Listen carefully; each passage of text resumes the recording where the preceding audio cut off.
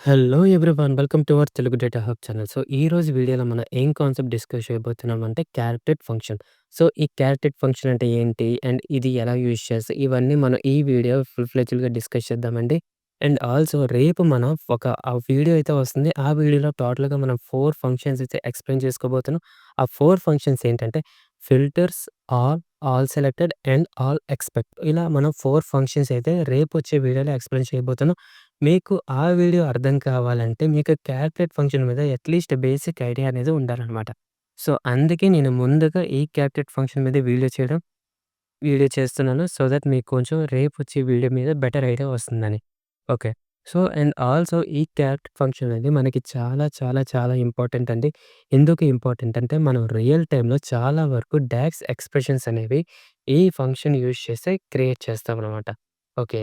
So and also ఈ cat function అంటే ఏంటి అని చూసుకున్నట్టయితే, ఆల్రెడీ ఎక్స్‌ప్రెషన్స్ క్రియేట్ అవుతాయి కదా! లైక్ ఫర్ ఎగ్జాంపుల్ మనం ఆల్రెడీ రెవెన్యూ మెజర్ గాని, యావరేజ్ సేల్స్ క్వాంటిటీ గాని, మాక్సిమం సేల్స్ క్వాంటిటీ అని, ఇలా శాంపుల్ కౌంట్ అని, ఇలా మనం కొన్ని ఎక్స్‌ప్రెషన్స్ అయితే క్రియేట్ చేసాం by using measures.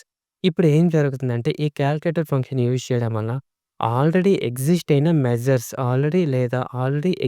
Expressions, so, వీటినే మనం మెజర్స్ లేదా ఎక్స్‌ప్రెషన్స్ అనుకోవచ్చు. ఏంటంటే ఆల్రెడీ క్రియేట్ అయ్యాయి కదా! సో, వీటిని యూజ్ చేసుకొని మనం ఒక కొత్త డాక్స్ ఎక్స్‌ప్రెషన్‌ని అయితే క్రియేట్ చేయొచ్చనమాట.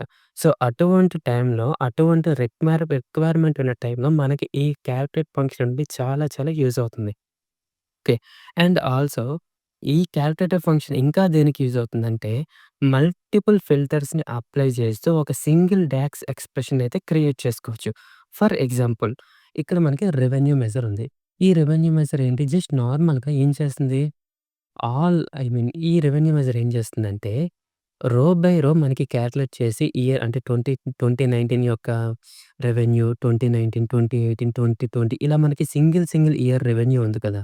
సో, ఇప్పుడు ఏం చేస్తుందంటే మల్టిపుల్ ఫిల్టర్స్ ఏం చేస్తుందంటే 2019 అంటే ఇప్పుడు మనం ఒక ఎక్స్‌ప్రెషన్ రాస్తాం. లైక్ ప్రెజెంట్ ఉన్న ఎక్స్‌ప్రెషన్ ఏంటి మనకి శాంపుల్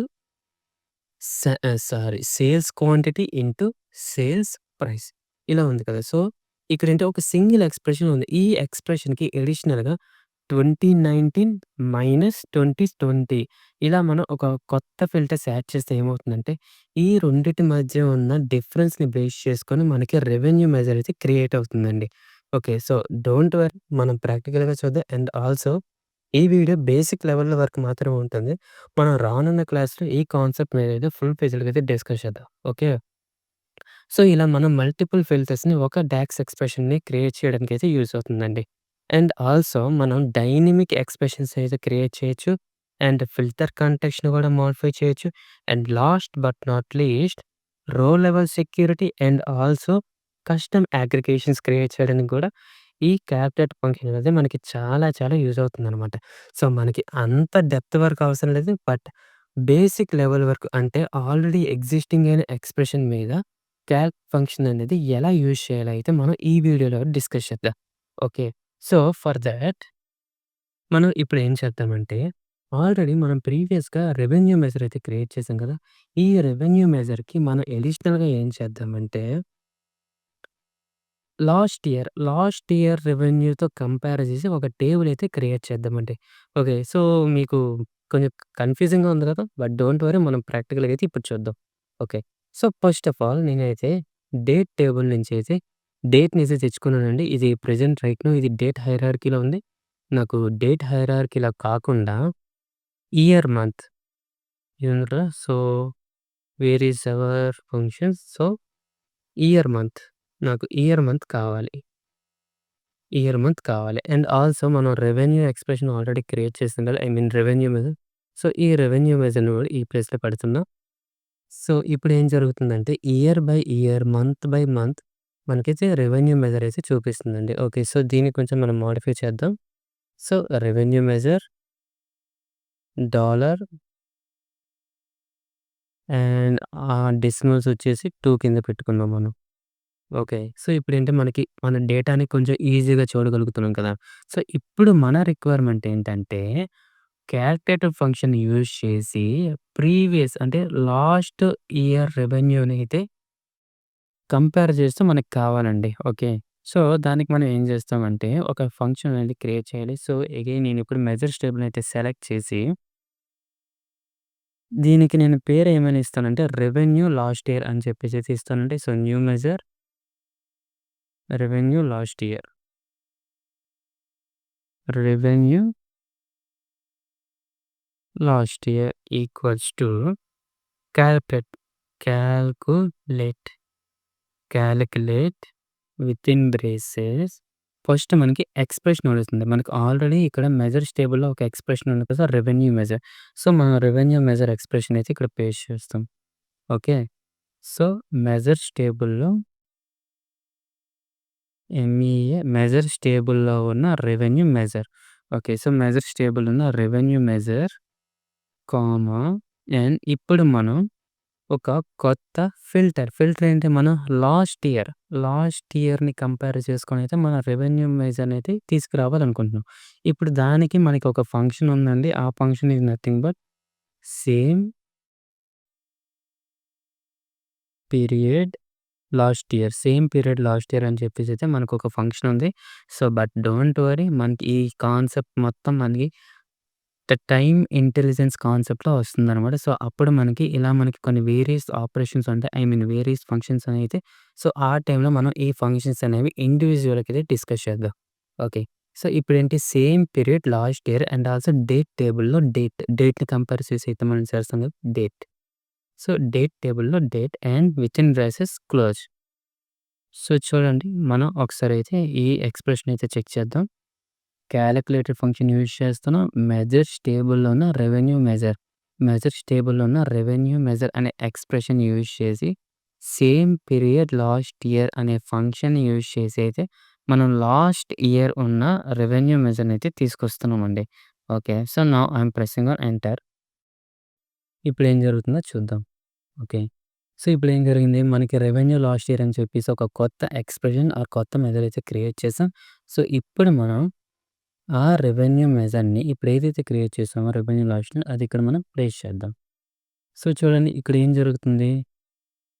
ఇక్కడ మనకి కొన్ని బ్లాంక్ వాల్యూస్ వచ్చాయి కదా! సో, ఎందుకంటే 2017 అనేది మనకి ఫస్ట్ ఇయర్.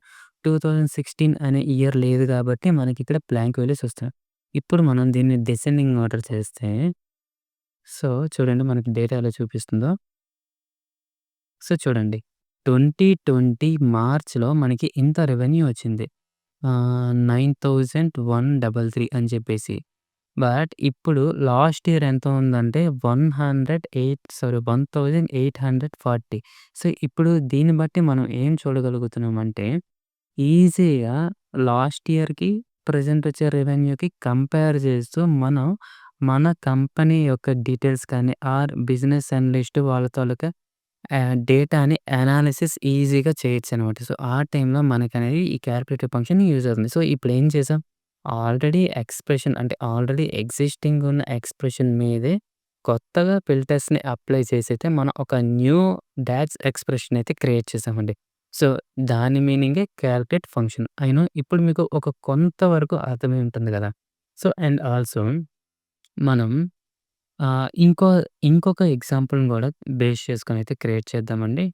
సో, ఇప్పుడు ఏం క్రియేట్ చేస్తామంటే, సో, మన రిక్వైర్మెంట్ వచ్చేసి స్టేట్ వైస్ మనకి కావాలి. సో, ఫర్ ఎగ్జాంపుల్ మనకి ఆల్రెడీలో మన దగ్గర ఏముంది? లొకేషన్స్ అనే టేబుల్ ఉంది కదా! సో, ఈ లొకేషన్ టేబుల్‌ని యూజ్ చేసేసి ఒక విజువల్ అయితే క్రియేట్ చేద్దాం. ఓకే. సో, ఈ లొకేషన్‌లో మనం ఏం చేద్దాం? So, city. So, I am giving the city here and also revenue measure and also ఇప్పుడు ఏం చేద్దామంటే, ఈ రెవెన్యూ మెజర్స్ ఉంది కదా! సో, ఈ రెవెన్యూ మెజర్‌కి స్టేట్ వైస్ ఫిల్టర్ చేద్దాం. అంటే ఇక్కడ ఆల్రెడీ ఫర్ ఎగ్జాంపుల్ ఈఆర్ఏఈ అనే స్టేట్ ఉంది కదా! ఈ స్టేట్‌ని కంపేర్ చేస్తూ, ఈ స్టేట్‌లో ఉన్న రెవెన్యూని కంపేర్ చేస్తూ, మనకైతే ఆల్ స్టేట్ విజువల్స్ అనేవి కావాలి. అంటే ఇప్పుడు అనుకుంటాం కదా! జనరల్‌గా ఆ ఏరియాతో కంపేర్ చేస్తే నా ఏరియాలో ఎన్ని సేల్స్ అవుతున్నాయి అని చెప్పేసైతే మనకి ఒక రిక్వైర్మెంట్ ఉంటుంది కదా! ఆ రిక్వైర్మెంటే మనం ఇక్కడ ట్రై చేయబోతున్నాం. ఓకే. సో, ఇప్పుడు మనం డాక్స్ ఎక్స్‌ప్రెషన్ ఎలా రాస్తామంటే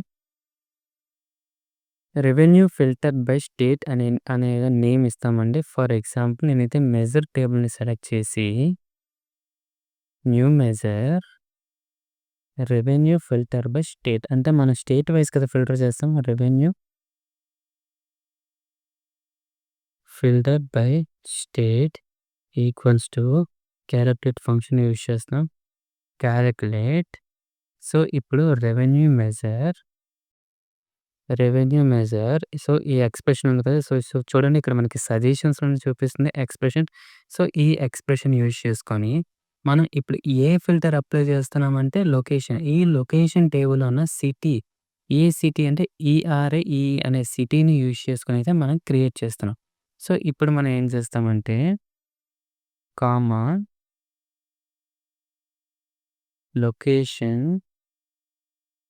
location city which is equals to